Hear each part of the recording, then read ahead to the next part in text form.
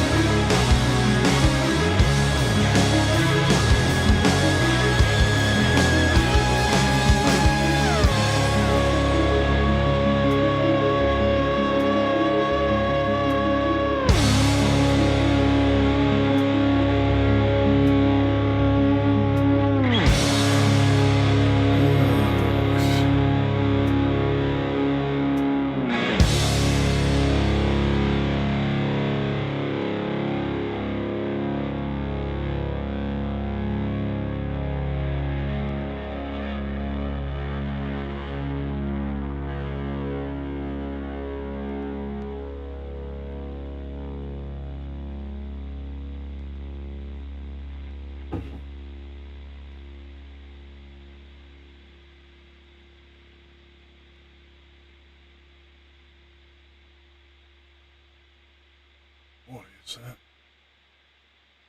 that fan noise? Can't tell what's coming through there or not. Oh well, whatever will be, will be.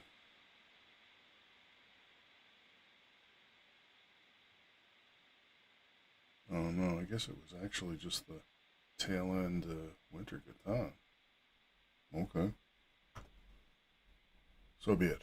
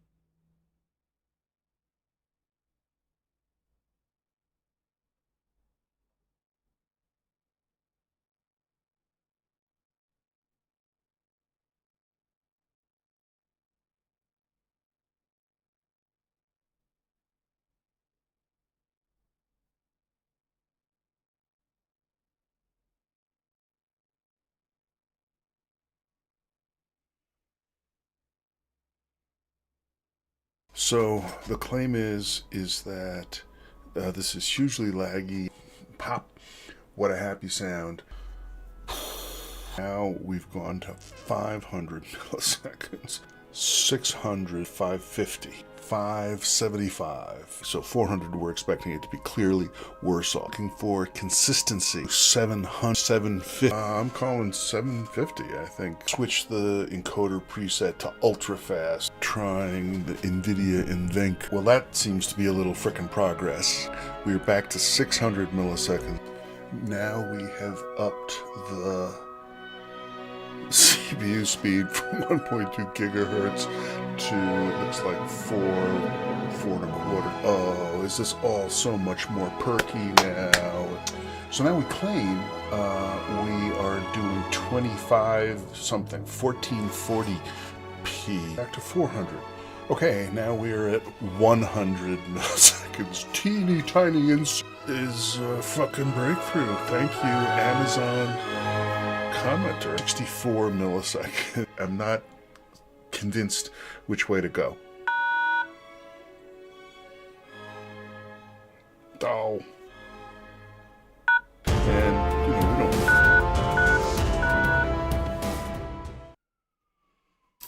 Hey folks, welcome back to T2sday updates. Great, the police are after me. It's been 6 weeks since my last confession, and what I'm going to do today is mostly just top stories and get through it as quick as possible, and we'll see how we did. The mission for well, not for November, but for the rest of the year was to actually build the ring. Build the grid. Where do you have a ring? Build the grid, and I hemmed and hawed. I did a little bit of preparation and so forth, but I didn't do any of the things that I knew I should do. In particular, I had this idea that it would be fun to do a build fest, and people could get together and we could, work and everybody could build some T2 tiles, and it would make a thing out of it. And I would like to make a thing out of it. But now I'm chicken. One of the local supporters, one of my biggest supporters, has got space that they would make available. But number one, that means making plans significantly ahead of, an absolute drop dead deadline. And I just couldn't pull the trigger. I couldn't say, second week in December and then third week, fourth week, holidays get pretty bad. So I'm saying, okay, I have already pre-failed, but I'm still thinking that, in January, something like that, we could get it done reasonably quickly. And I know it's frustrating because, we want progress. see something happening. We have other kinds of progress today, and I actually feel pretty okay about it. But, the big picture needs to move forward too. It can't just be side trips. But, so with Omicron and whether that turns out to be big or small, we're yet to find out. But it may just be that the easiest thing to do is just plug away at it in-house. And I'm not sure how long it would actually take, how many days. So we'll see. Like I said, I would have liked to have seen folks that might be interested in helping out, the ones that are still in the Albuquerque area, but we'll see.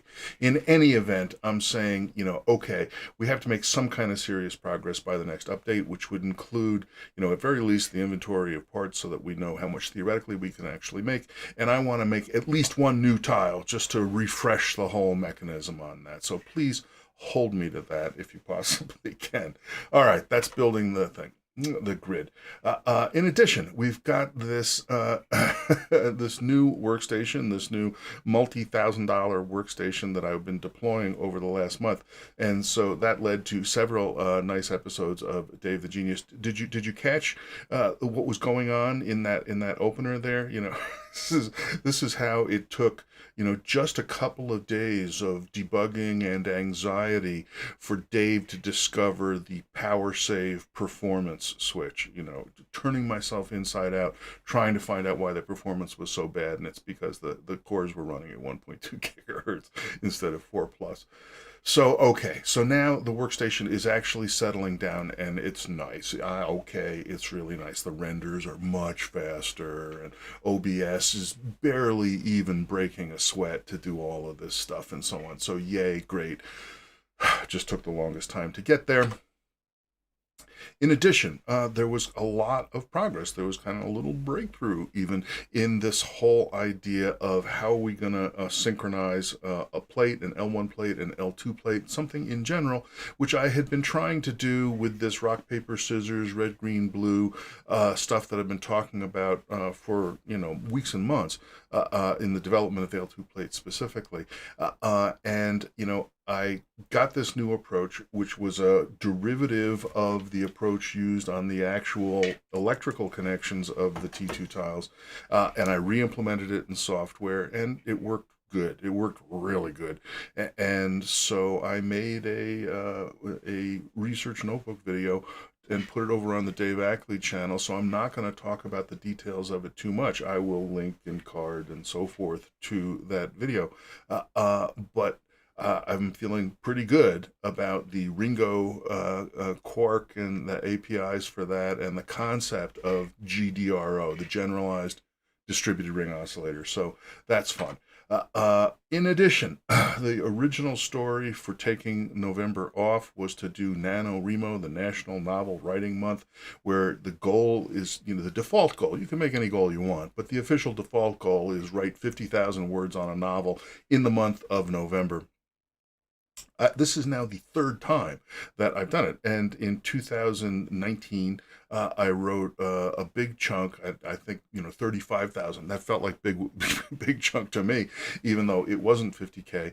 But it was a chapter 1, it was a chapter 2, it was part of a chapter 3. It was a significant part of a chapter 3. Maybe most of a chapter 3, and then stalled out there because what I was clearly writing was like going to be an epic trilogy. And, how am I ever going to make enough time at the rate that I write to do it? So it just sat there and stewed. I worked on it in 2020, and my goal for 2021, NaNoWriMo, was Dasho Kumo, Dave's short story cut month. And so instead of trying to expand a novel to 50K in a month, I was trying to cut down to 5K. That was my self-adopted short story limit. Obviously, short stories can be smaller or longer than that in the month of November. And oh yeah, I forgot that I had little demos for this.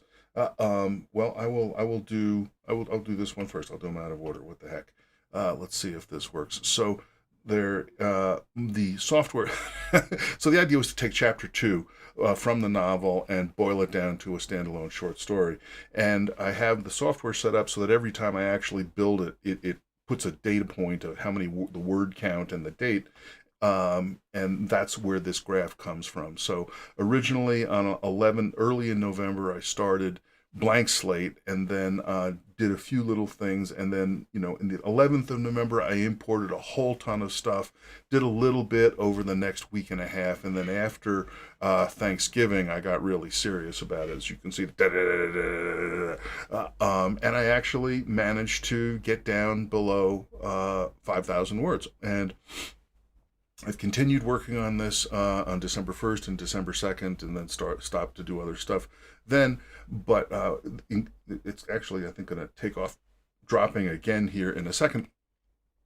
And so, I'm feeling pretty good about this. There is one significant hole left in it, but so it's sort of alternating little narrative, plot, story bits interleaved with little history, backstory stuff. It's told from the point of view, there it was when I finally got serious about cutting the heck out of it. It's told from the point of view of 2059, and yeah, I was also fighting with Comcast that part. Well, so the history sections are looking back at our present time, before and after, from 2059, and so forth. And so at the tail end, so the idea is the history starts at the early hardware of this new idea, and then develops, and the end of the history is talking about the new ideas for software, and that's supposed to dovetail into the narrative plot story that we've been reading all the way through the short story.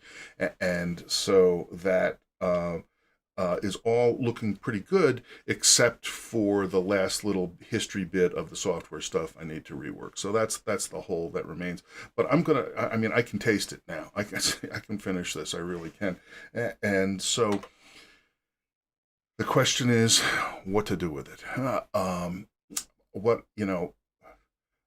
I am not a fiction author. I've never published any fiction for money. I've never published any fiction where an editor bought anything like that. But I've been researching it just to think. Because what the heck? I've read worse stories than this. My worry actually is that I've concentrated it down too much, and it may be overwhelming to people. It's gonna read super rushed. It's gonna read like the ultra condensed sort of novel that it is, squished down into a short story. I hope that's not true. We shall see. But it may be a non-starter for folks. I don't know. I think it's kind of funny. I enjoy it.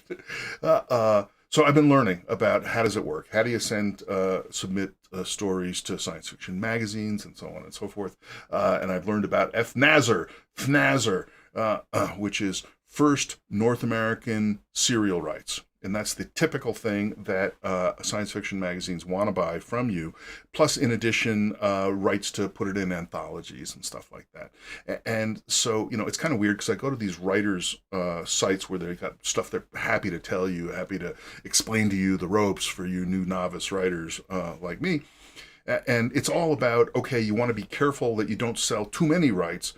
Selling first North American serial rights, or first global serial rights, or first English language serial rights. You can slice it and dice it lots of ways, as long as nothing overlaps, is all fine. But you don't want to give away the copyright overall, and you want to be careful about giving away archiving and database assembly and putting it available online and in the internet and so forth.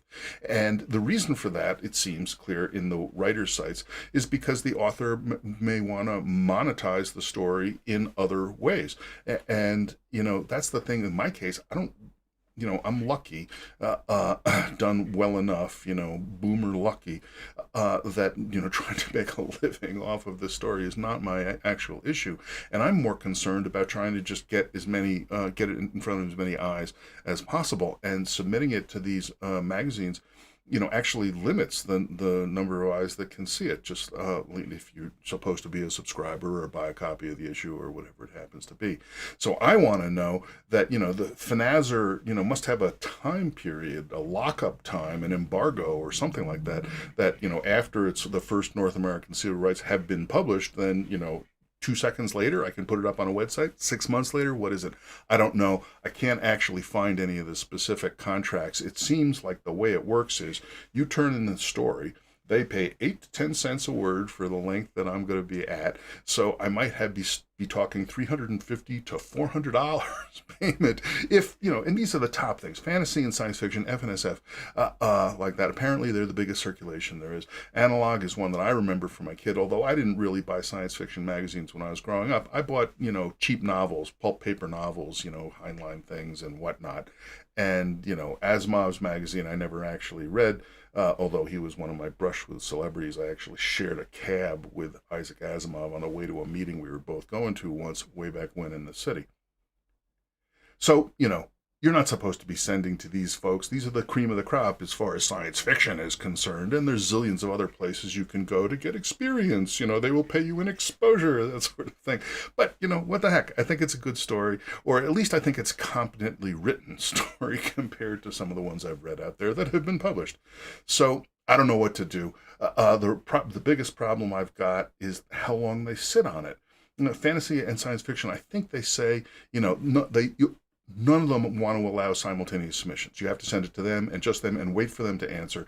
FNSF say they might take 8 weeks. Analog says they might take 4 months. Asimov at least says if you haven't heard something in 45 days, you can send them an email ping and so forth. And so it would seem like, the lower you are on the feeding pole, the quicker you need to turn it around so that you might, try the higher ones and then wait and lower ones. I don't know. Does anybody know anything about this? Or even if you don't know anything about it, you just have opinions you pull out of your butt. Be interested to hear what people think. Should I just put it up on a website? Should I try to get the imprimatur of having it be published by a science fiction magazine? I think that would be kind of fun. I don't know what to do. That's coming up. And the title of the story. The title of the short story is Search Quiet Wake. Here's the opening line. New Hampshire, Earth, August 2059. Under a rumpled sheet, 10-year-old Dix was oversleeping again. Now, I realize that Dix might seem to be an unfortunate choice of protagonist name, but it's too late. It's kind of baked in, and, okay, it's Dix. Anyway, that's where we go from there. All right. Oh, yeah, and I skipped. Should I just skip it? Well, what the heck? I'll go back. So we forgot to look at the first clip of the stuff having to do with the new, more robust synchronization, local synchronization stuff. So let's just look at that real quickly and then jump ahead. All right. So this is the L2 plates. This was back late October. And the key here is if you look at them, you can see them jamming up with like blue next to green. Yeah, there. That guy's, that was using the old technique. And I was getting more and more frustrated trying to put it together. And so this is when I was switching over to this new approach, which I didn't know how to describe it. When I implemented it, the code that I implemented in the electrical level of the T2 tiles calls it symmetric interclocking, because it's kind of like that. But looking further, ring oscillator is the easiest way to present it, to understand it. And so the development went through, lots of stages, and I clearly stayed in focus. I mean, this is just little clips that I put together over the course of a month. There's the fighting with Comcast again. So this was somewhat interleaved with the Search Quiet Wake, the writing, and all the other stuff, because that's the way it works. But this is the important point. Look at that. That is L2 plate moving. We never had that before. And even in this case, I was actually moving the individual little L2 sites individually by releasing tectons around them. But I couldn't have even done that before with the previous code base, because the L2 plate would have been freaking out about the L2 sites being in the wrong position because they had moved a little bit. So now we can actually do that. There, everything is nicer, everything's cleaner, and we're on the way to using the Ringo ring oscillator, generalized distributed ring oscillator synchronization mechanism to hold together the plate and then get it moving under its own steam.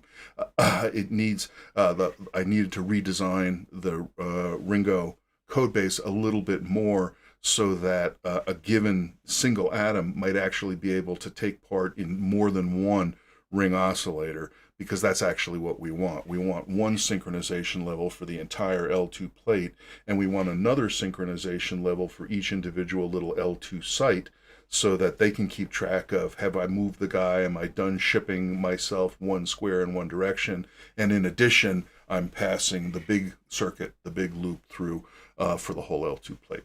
So, all right. All right, so that's a little bit out of order, but that's where we were. And so what else do we have? Oh yeah, so the video, robust local synchronization, where I actually tried hard and made up some slides, some figures that don't completely sock and so forth, to describe how all this works. That's up on the Dave Ackley channel.